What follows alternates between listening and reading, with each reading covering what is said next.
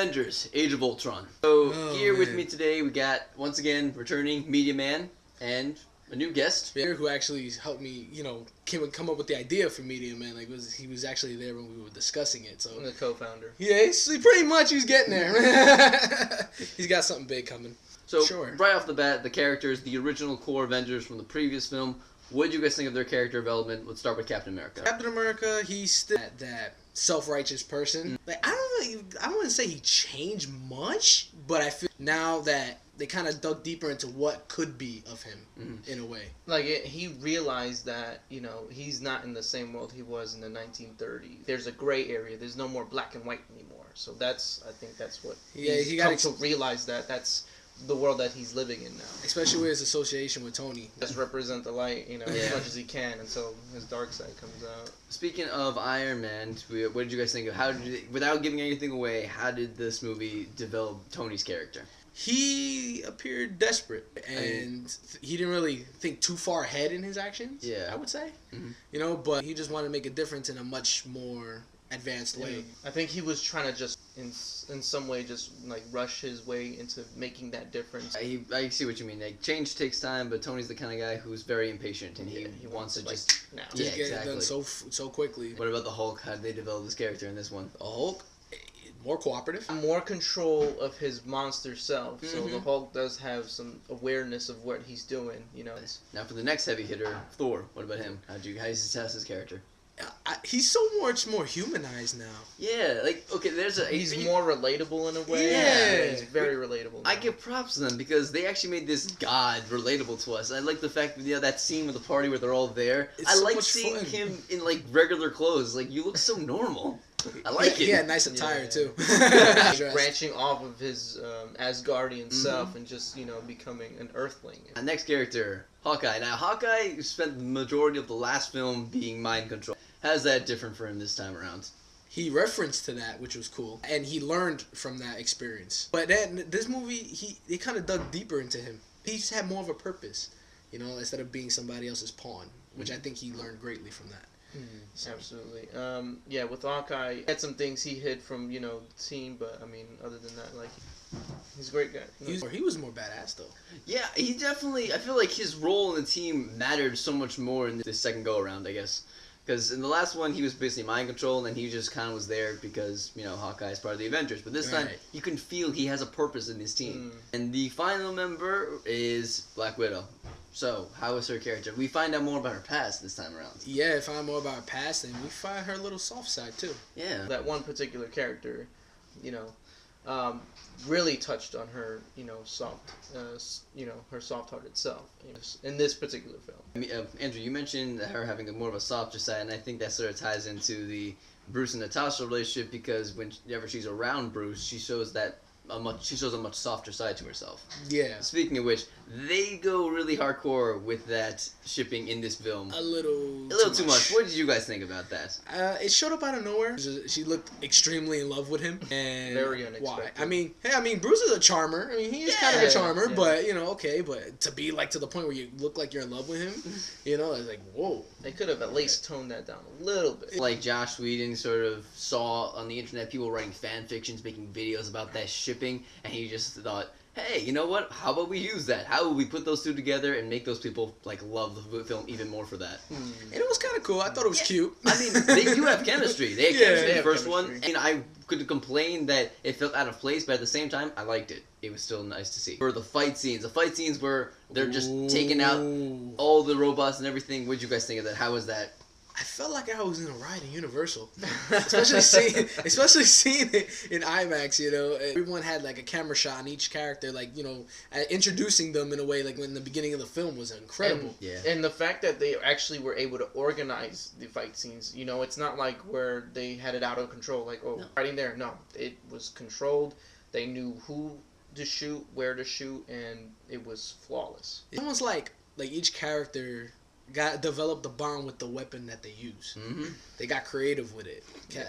Cap got creative with his shield. Thor got creative with his hammer. Iron Man got creative with his suit. Like it's almost like they developed like a relationship with their weapon of choice. The ones that they use. They got very skillful. Like in video games, like you have two characters, you can do a special move together. That's essentially what they're doing. Yeah, like a combination. They did that in the first one, but they did it more in the second one. They did that once in the first one. Essentially, what I felt like in the first half of this film, it was basically what I saw in the Avengers. All these superheroes teaming up again, fighting the good fight.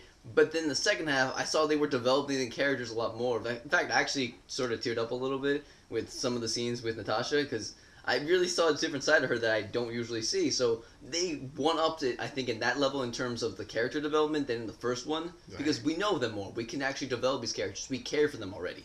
Like, as much as they have like these hard shells, like that soft side of them kind of came in, and the things that they're scared of. James Spader as Ultron. All right, how does he measure up compared to the previous Marvel villains we had?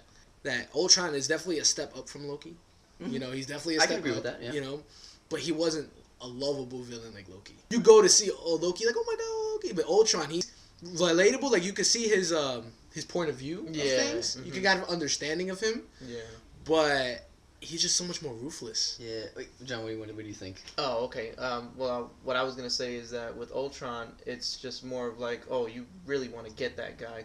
Just pretty much losing control, you know?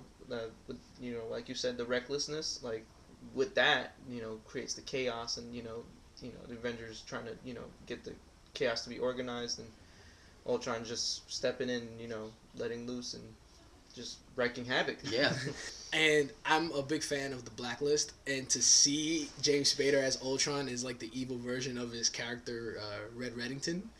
Almost in a way, like his manner, like the way he tilts his head when he talks. Because Reddington always does that when he talks. They put that in the movie, you know, as Ultron when he talks, and he's charismatic too, like just very like Reddington. That's what I was gonna say. Like when you said he wasn't very likable as a villain as Loki, it's like I don't know, maybe he's not as likable as Loki because everybody loves Loki. Yeah, but I think he was likable. He had a few one-liners that got me cracking up because he was pretty. He was pretty funny. Yeah, I'll give it that. He definitely was like more dangerous. Yeah, no, definitely they upped the scale again with this Avengers film because now more lives were being affected by it.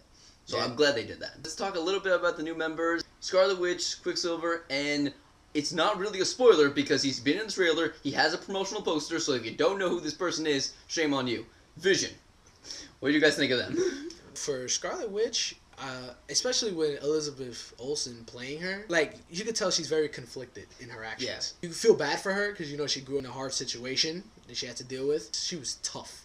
She doubted herself, you know, but the Avengers kind of, like, made her feel comfortable in her own skin in a way. Quicksilver, being, you know, them related, he pretty much, you know, takes the lead when it comes to her decisions. So he pretty much has a huge effect on her.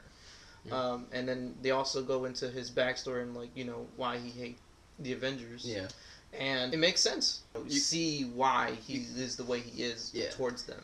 Hey, quick question, fellas. Yeah. Which Quicksilver do you prefer? Days of Future Past Quicksilver or Avengers Quicksilver?